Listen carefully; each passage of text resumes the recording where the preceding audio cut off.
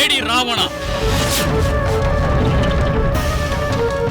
ರಾಮಚಂದ್ರನೊಡನೆ ಯುದ್ಧ ಮಾಡಲು ಹೆದರಿ ಇಲ್ಲಿ ಬಂದು ಹೋಮ ಮಾಡುತ್ತಿರುವೆಯೋ? ಏಳು, ವೀರನೆಂದು ಹೊಗಳಿಕೊಳ್ಳುವ ನೀನು ವೀರನಾಗಿ ಹೋರಾಡು. ಏಳು.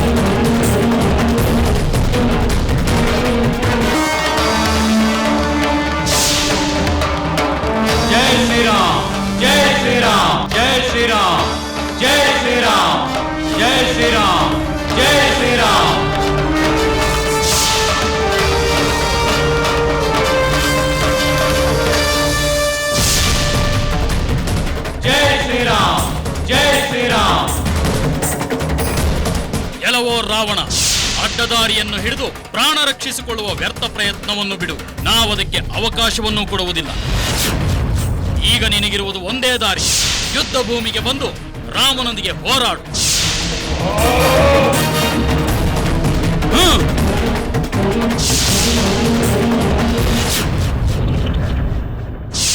ಮಹಾರಾಣಿ, ಪ್ರಭುಗಳು ನಿಮ್ಮ ಪುತ್ರ ಇಂದ್ರಜಿತುವಿನಂತೆ ಹೋಮ ಮಾಡಿ ಶಕ್ತಿ ಪಡೆಯಲು ಪ್ರಯತ್ನಿಸಿದರಂತೆ. ಏನು, ಹೋಮವೇ? ಹೌದು ಮಹಾರಾಣಿ, ಒಂದು ಏಕಾಂತ ಸ್ಥಳದಲ್ಲಿ ಅವರು ಹೋಮ ಮಾಡುತ್ತಿದ್ದರಂತೆ. ಸಖಿ, ನನ್ನ ಮಗನ ಹೋಮವನ್ನು ತಡೆದು ಲಕ್ಷ್ಮಣ ಅವನನ್ನು ಕೊಂದನಲ್ಲವೇ? ಹೌದು ಮಹಾರಾಣಿ. ಈಗ ಅಂಗದ ವಾನರರೊಂದಿಗೆ ಹೋಗಿ ಪ್ರಭುಗಳ ಹೋಮವನ್ನು ಧ್ವಂಸ ಮಾಡಿದನಂತೆ. ಆದರೆ ಪ್ರಭುಗಳು ಮಾಡುತ್ತಿದ್ದ ಹೋಮ ಪೂರ್ಣಗೊಳ್ಳಲಿಲ್ಲವೇ? ಇಲ್ಲ ಮಹಾರಾಣಿ. ಮೇಘನಾದನ ಹೋಮವು ಪೂರ್ಣಗೊಳ್ಳಲಿಲ್ಲ. ಪ್ರಭುಗಳ ಹೋಮವು ಪೂರ್ಣವಾಗಲಿಲ್ಲ. ಪುತ್ರನಿಗೆ ಒದಗಿದಂತೆ ಪ್ರಭುಗಳಿಗೂ ಆಪತ್ತು ಸಂಭವಿಸುವಂತಿದೆ ಸಖಿ. ಈಗ ಅವರು ಯುದ್ಧ ಮಾಡದಿರುವುದೇ ಒಳ್ಳೆಯದು. ಅವರೀಗ ಎಲ್ಲಿದ್ದಾರೆ ಸಖಿ? ಸದ್ಯದಲ್ಲಿ ಅರಮನೆಯಲ್ಲಿದ್ದಾರೆ ಮಹಾರಾಣಿ. ನಾನು ಈಗಲೇ ಹೋಗಿ ಸರ್ವ ಪ್ರಯತ್ನಗಳನ್ನು ಮಾಡಿ ಪ್ರಭುಗಳನ್ನು ತಡೆಯುತ್ತೇನೆ.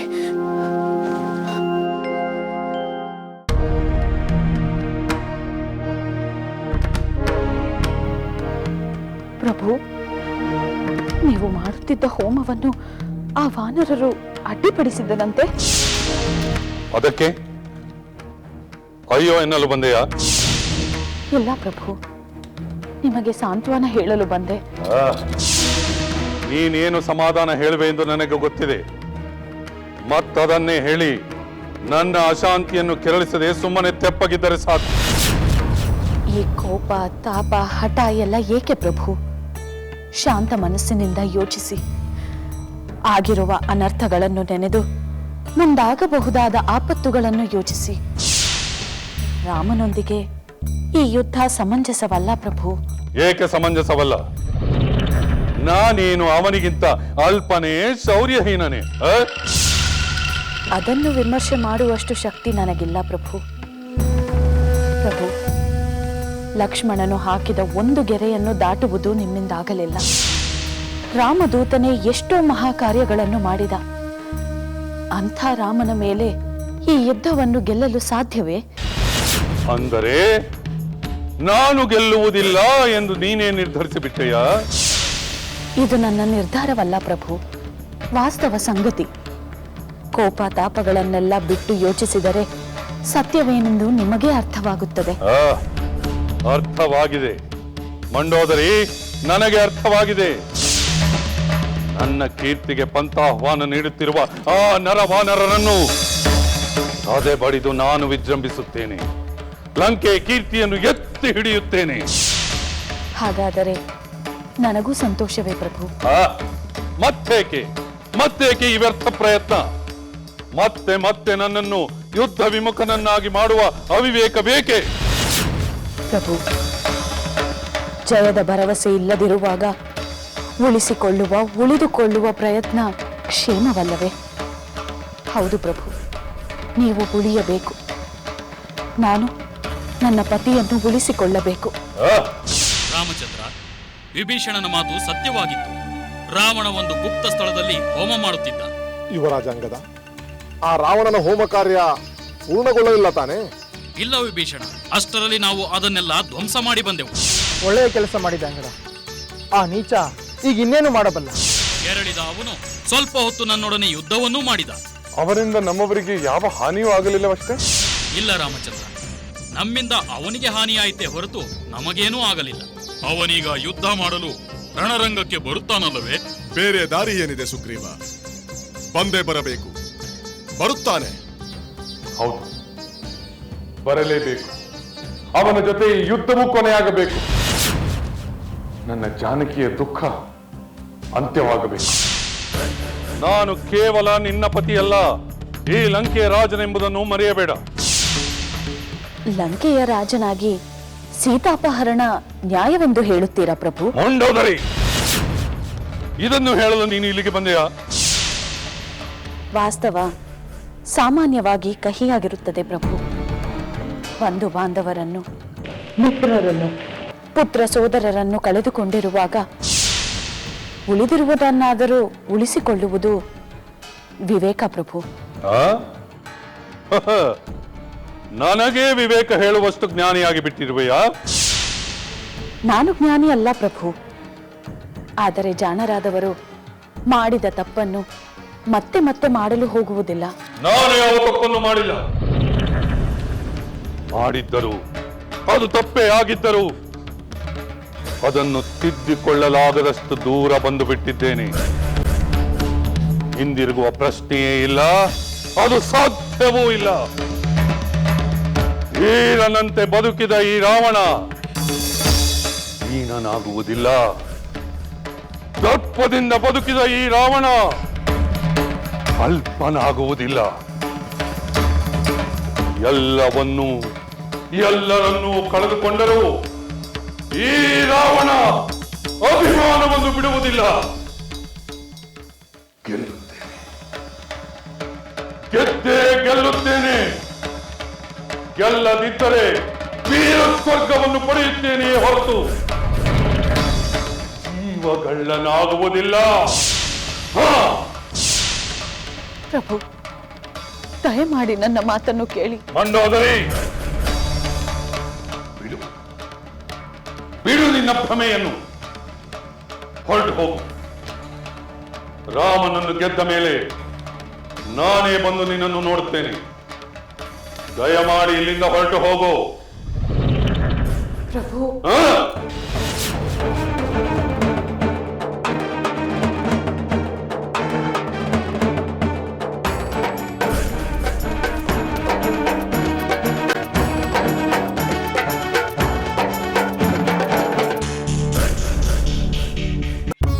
ದೇವತೆಗಳ ಶತ್ರುವಾದ ಆ ರಾವಣ ದೇವತೆಗಳ ಪ್ರೀತ್ಯರ್ಥವಾಗಿ ಹೋಮ ಮಾಡಲು ಮುಂದಾದದ್ದು ಎಂಥ ವಿಪರ್ಯಾಸ ತ್ರಿಜಟೆ. ಅವನಿಗೆ ಮೃತ್ಯು ಭಯ ಕಾಡುತ್ತಿರುವುದರ ಸೂಚನೆ ಅದು ಸೀತೆ. ಯಾವ ರೂಪದಲ್ಲಾದರೂ ತಾನು ಜೀವ ಸಹಿತ ಉಳಿದು ಬಿಡಬೇಕೆಂಬ ಹತಾಶ ಪ್ರಯತ್ನ. ಅವನು ಪ್ರಯತ್ನ ಪಡಬಹುದು ಅಷ್ಟೇ, ಆದರೆ ಅವನ ಪ್ರಯತ್ನಕ್ಕೆ ಫಲ ಸಿಗುವುದು ಸಾಧ್ಯವೇ ಇಲ್ಲ. ಫಲ ಸಿಗಲು ಹೋಮ ಕಾರ್ಯ ಪೂರ್ಣಗೊಂಡರೆ ತಾನೆ. ಇಂದ್ರಜಿತುವಿನ ಹೋಮಕ್ಕೆ ಅಡ್ಡಿಪಡಿಸಿದಂತೆ ವಾನರರು ಅಂಗದನ ನೇತೃತ್ವದಲ್ಲಿ ಹೋಗಿ ಯಜ್ಞ ಧ್ವಂಸ ಮಾಡಿದರಂತೆ. ಅಂದರೆ ಅವನ ಕಡೆಯ ಪ್ರಯತ್ನವೂ ವಿಫಲವಾಯಿತು. ಆದರೆ ದುರುದ್ದೇಶದಿಂದ ಮಾಡುವ ಯಜ್ಞ ಯಾಗಾದಿಗಳು ಸಫಲವಾಗುವುದಿಲ್ಲ. ವೀರನಾದವನು ತನ್ನ ಪೌರುಷವನ್ನು ನಂಬಿ ಹೋರಾಡಬೇಕಲ್ಲವೇ? ಕೇವಲ ಪೌರುಷವಿದ್ದರೆ ಸಾಲದು, ಧರ್ಮದ ಬೆಂಬಲವೂ ಇರಬೇಕೆಂದು ನೀನೇ ಹೇಳುತ್ತಿದ್ದೆಯಲ್ಲ ಸೀತೆ. ಹೌದು ತ್ರಿಜಟೆ, ಧರ್ಮದ ದಾರಿ ಬಿಟ್ಟ ಎಂಥ ಪೌರುಷವಂತನು ಕಡೆಗೆ ಕರುಣಾಜನಕ ಸಾವಿಗೆ ತುತ್ತಾಗಲೇಬೇಕು. ಅವನಿಗೆ ಈಗ ಬೇರೆ ಯಾವ ದಾರಿಯೂ ಇಲ್ಲ ಸೀತೆ. ತಾನು ಬೆಳೆದ ಫಲವನ್ನು ತಾನೇ ಭೋಗಿಸಬೇಕು. ಮುಚ್ಚಿರುವ ಹಲವು ಬಾಗಿಲುಗಳನ್ನು ತಟ್ಟುವುದರ ಬದಲು ತೆರೆದಿರುವ ಒಂದೇ ಬಾಗಿಲನ್ನು ಪ್ರವೇಶಿಸಿ ಅವನ ಅದೃಷ್ಟ ಪರೀಕ್ಷೆಯನ್ನು ಮಾಡಿಕೊಳ್ಳುವುದಷ್ಟೇ ಉಳಿದಿರುವ ದಾರಿ. ಇಷ್ಟವಿರಲಿ ಇಲ್ಲದಿರಲಿ, ಈಗ ಅವನು ಅದನ್ನೇ ಮಾಡಬೇಕು. ತ್ರಿಜಟೆ, ರಾವಣ ವಧೆಯ ಶುಭ ಮುಹೂರ್ತ ಅಂತೂ ಇಂತೂ ಬಂದೇ ಬಿಟ್ಟಿದೆಯಲ್ಲವೇ? ಹೌದು ಸೀತೆ, ಬಂದಿದೆ. ಈ ಸಲ ನಿನ್ನ ಸ್ವಾಮಿ ಖಂಡಿತ ಅವನಿಗೆ ಪಾರಾಗಲು ಅವಕಾಶ ಕೊಡುವುದಿಲ್ಲ. ಹಾಗಾಗಬೇಕು ತ್ರಿಜಟೆ.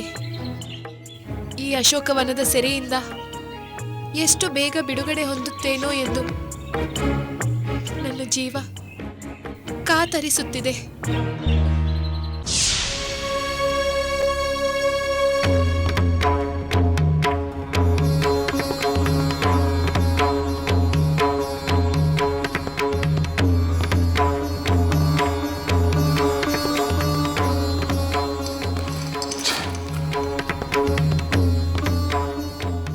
ಏಕೆ ಹೀಗಾಗುತ್ತಿದೆ?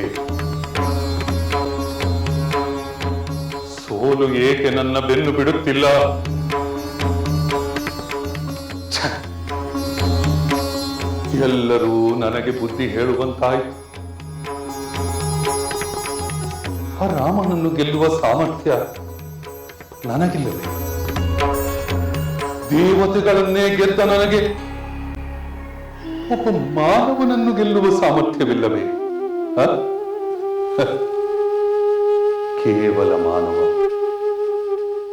ಕೇವಲ ಮಾನವನಾದ ಅವನು ನನ್ನೆದುರಿಗೆ ನಿಲ್ಲಬಲ್ಲ ದಿಟ್ಟತನ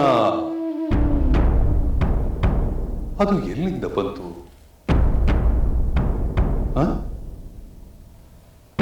ಕುಂಭಕರ್ಣ, ಮೇಘನಾದ ಮೊದಲಾದ ಅಪ್ರತಿಮ ವೀರರನ್ನು ಸೋಲಿಸುವ ಸಾಮರ್ಥ್ಯ ಆ ನರವಾನರರಿಗೆ ಎಲ್ಲಿಂದ ಬಂತು? ಮೃತ್ಯು ದೇವತೆಯಾದ ಯಮನನ್ನೇ ಅಪ್ರತಿಭನನ್ನಾಗಿಸಿದ ನಾನು ಅದೇ ಮೃತ್ಯುವಿಗೆ ಹೆದರಿ ತತ್ತರಿಸಿ ಹೋಮಕ್ಕೆ ಶರಣು ಹೋದೆನಲ್ಲ. ಎಂತಹ ವಿಪರ್ಯಾಸ, ಎಂತಹ ವಿಪರ್ಯಾಸ!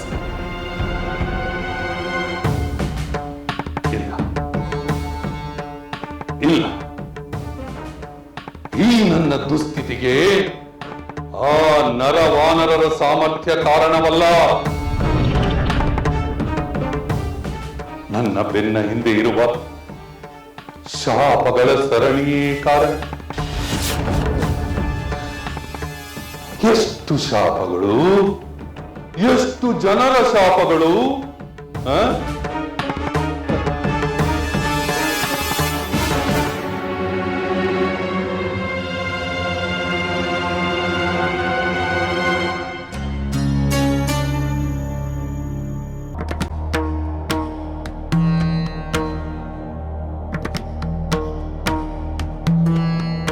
ಬೇಡ ಸುಂದರಿ, ಬೇಡ.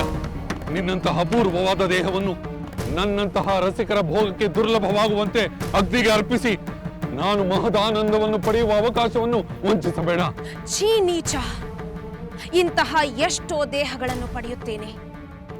ಈ ಜನ್ಮದಲ್ಲಿ ಈ ದೇಹದಲ್ಲಿ ಪಡೆಯಲಾಗದ ಪುರುಷೋತ್ತಮನ ಪ್ರೇಮವನ್ನು, ಅವರ ಪಾದ ಸೇವೆಯನ್ನು ಮಾಡುವ ಅವಕಾಶವನ್ನು ಮುಂದಿನ ಜನ್ಮದಲ್ಲಿ ಮುಂದಿನ ದೇಹದಲ್ಲಿ ಪಡೆಯುತ್ತೇನೆ. ಆಗ ನನ್ನ ಪತಿಯಿಂದಲೇ ನಿನ್ನ ಸಂಹಾರ. ಆಗ ನನ್ನ ಪತಿಯಿಂದಲೇ ನಿನ್ನ ಸಂಹಾರ. ಎಲ್ಲವೋ ರಾವಣ, ಮೂರ್ಖರಂತೆ ವರ್ತಿಸಬೇಡ. ಮೂರ್ಖನಂತೆ ವರ್ತಿಸುತ್ತಿರುವುದು ನಾನಲ್ಲ, ನೀನು.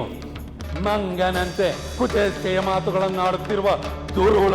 ಎಲ್ಲವೋ ದುರಂಕಾರಿ, ನನ್ನನ್ನೇ ಮಂಗನೆಂದು ಹೀಯಾಳಿಸಿದಲ್ಲವೇ? ಆ ಮಂಗನ ಮುಖದ ವಾನರೇ ನಿನ್ನ ಅಪಜಯಕ್ಕೆ ಕಾರಣವಾಗಲಿ. ಆ ವಾನರ ಶಕ್ತಿಯ ಪರಾಕ್ರಮಗಳಿಂದ ನಿನ್ನ ಲಂಕೆಯನ್ನು ನಾಶವಾಗಲಿ. ಅದೇ ನಿನ್ನ ಸಂಹಾರಕ್ಕೆ ಸೇತುವಾಗಲಿ. ಅದೇ ನಿನ್ನ ಸಂಹಾರಕ್ಕೆ ಸೇತುವಾಗಲಿ. ಅದೇ ನಿನ್ನ ಸಂಹಾರಕ್ಕೆ ಸೇತುವಾಗಲಿ. ಮಂಗಳಾಂಗಿ, ನಿನ್ನ ಇಷ್ಟಕ್ಕೆ ವಿರೋಧವಾಗಿ ಆ ದುರಾತ್ಮನಾದ ರಾವಣನು ನಿನ್ನ ಬಲಾತ್ಕರಿಸಿದ್ದಾನೆ. ಅವನ ಆ ನಿರ್ದಯ ಕ್ರೂರ ಕಾರ್ಯಕ್ಕಾಗಿ ಅವನಿಗೆ ಶಾಪವನ್ನು ಕೊಡುತ್ತಿದ್ದೇನೆ.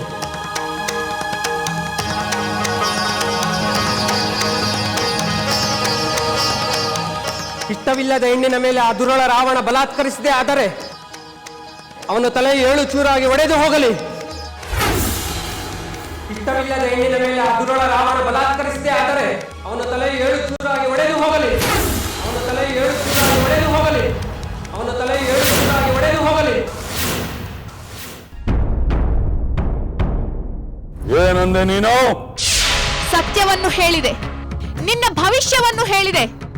ನನ್ನ ರಾಮನ ಬಾಣಗಳು ನಿನ್ನ ದೇಹವನ್ನು ಸೀಳುವುದನ್ನು ನೆನಪು ಮಾಡಿದೆ. ಯಾರೂ ನನ್ನನ್ನು ವಧಿಸಲಾಗದಂತೆ ವರವನ್ನು ಪಡೆದುಕೊಂಡಿದ್ದೇನೆ. ಇರಬಹುದು, ಆದರೆ ನನ್ನ ರಾಮ ಪುರುಷೋತ್ತಮ. ಅವನನ್ನು ಕೆಣಕಿದ ನಿನಗೆ ಮತ್ತೆ ಬದುಕೆಂಬುದಿಲ್ಲ. ಯಜ್ಞ ಸ್ತಂಭಕ್ಕೆ ಕಟ್ಟಿದ ಪ್ರಾಣಿ ನೀನು. ಬಲಿಯಾಗುವ ಸಮಯ ದೂರವಿಲ್ಲ. ಬಲಿಯಾಗುವ ಸಮಯ ದೂರವಿಲ್ಲ. ಬಲಿಯಾಗುವ ಸಮಯ ದೂರವಿಲ್ಲ. ಬಲಿಯಾಗುವ ಸಮಯ ದೂರವಿಲ್ಲ. ಬಲಿಯಾಗುವ ಸಮಯ ದೂರವಿಲ್ಲ.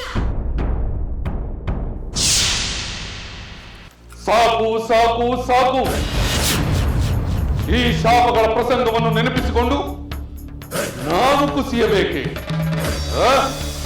ಆ ಮಾನವರಾಮನಿಗೆ ಶರಣಾಗಬೇಕೆ? ನನ್ನ ಹಿರಿಮೆ ಗರಿಮೆಗಳನ್ನೆಲ್ಲ ಗಂಟು ಮೂಟೆ ಕಟ್ಟಿ ಅವನ ಪಾದದ ಬಳಿ ಇಡಬೇಕೆ? ರಾಕ್ಷಸರ ಹೆಮ್ಮೆಯ ಕೇಂದ್ರವಾದ ಈ ಲಂಕೆಯ ಪ್ರತಿಷ್ಠೆಯನ್ನು ಮಣ್ಣು ಪಾಲು ಮಾಡಬೇಕೆ? ಇಲ್ಲ,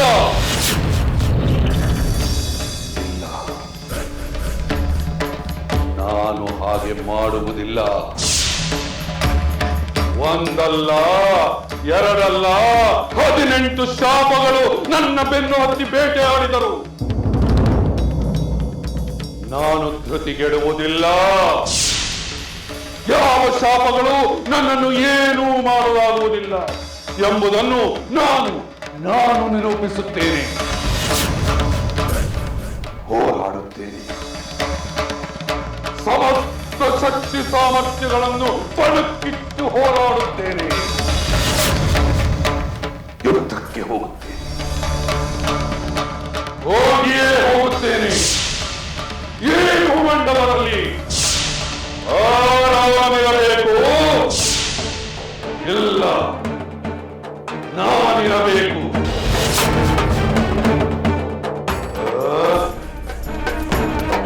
ನಾನೇ ಇರಬಾರದು.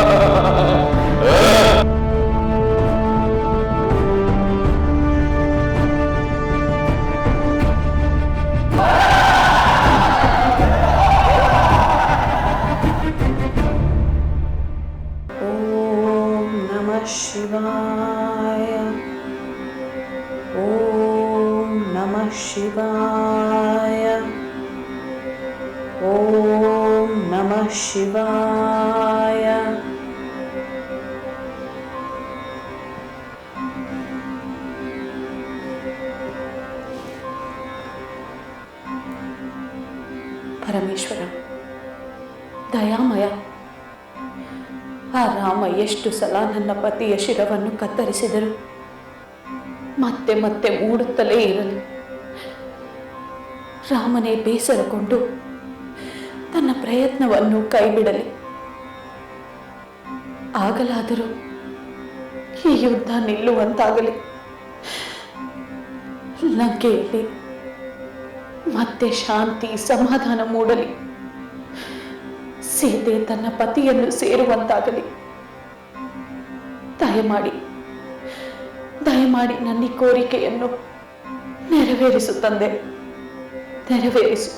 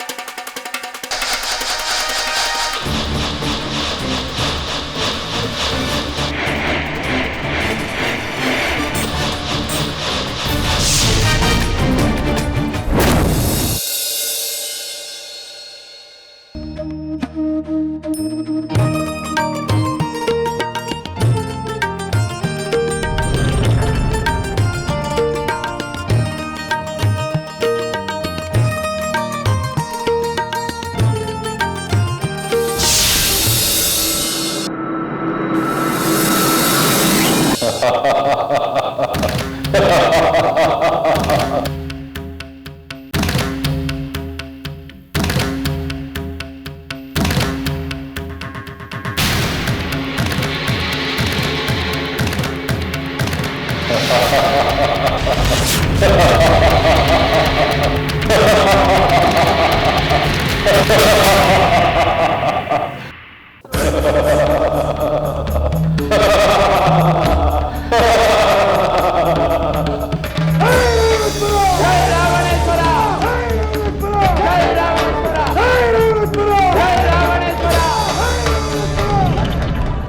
ಬಾಣಗಳು ಜನಸ್ಥಾನದಲ್ಲಿ ಮಾರೀಚ, ಖರ, ದೂಷಣರನ್ನು ಸಂಹರಿಸಿದವು. ಕ್ರಾಂಚವನದಲ್ಲಿ ವಿರಾಧನನ್ನು ಸಂಹರಿಸಿದವು. ದಂಡಕಾರಣ್ಯದಲ್ಲಿ ಕಬಂಧನನ್ನು ಸಂಹರಿಸಿದವು. ಈ ನನ್ನ ಬಾಣಗಳೇ ಸಪ್ತ ಸಾಲ ವೃಕ್ಷಗಳನ್ನು ಕತ್ತರಿಸಿದವು. ಇವೇ ಬಾಣಗಳು ವಾಲಿಯ ಪ್ರಾಣಹರಣ ಮಾಡಿದವು. ಆದರೆ ರಾವಣನ ಪ್ರಾಣ ಅಪಹರಣ ಮಾಡುವುದರಲ್ಲಿ ಏಕೆ ವಿಫಲವಾಗುತ್ತಿವೆ? ಅಪ್ರತಿಹಿತವೆಂದು ಖ್ಯಾತವಾದ ನನ್ನ ಬಾಣಗಳು ಈ ಏಕೆ ತೇಜೋಹೀನವಾಗಿವೆ?